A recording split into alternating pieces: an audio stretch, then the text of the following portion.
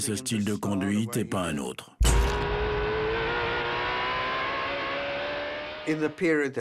À cette époque, on avait des moteurs d'1,5 litre et 200 chevaux. Si on était trop brusque avec la voiture, on perdait de la vitesse. Et une fois qu'on ralentissait, c'était très difficile de retrouver son allure.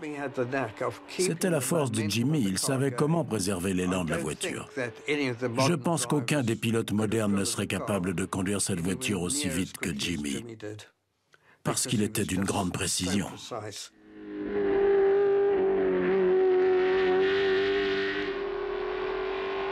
En plus de sa capacité extraordinaire à tirer le meilleur d'une voiture, Clark possédait une autre qualité essentielle. Beaucoup de très bons pilotes sont morts en Lotus parce que ces voitures étaient très fragiles. Mais la conduite de Jim Clark était si fluide.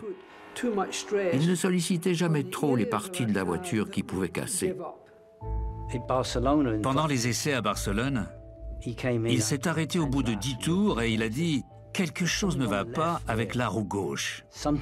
Je sens quelque chose d'anormal dans la roue gauche. » Alors on a regardé, on a tout vérifié et tout semblait en bon état. Mais il a dit non, quelque chose ne va pas.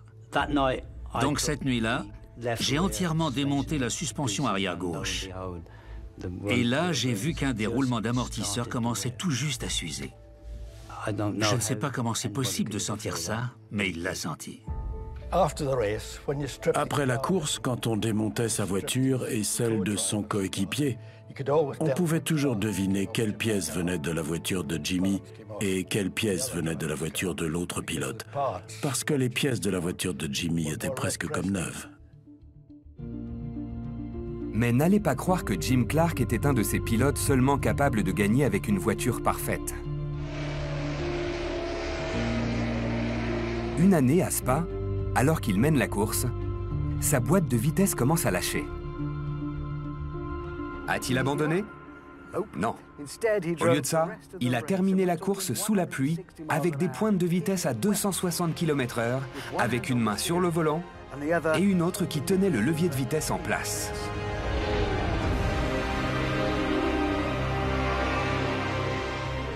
Et il a tout de même gagné avec près de 5 minutes d'avance.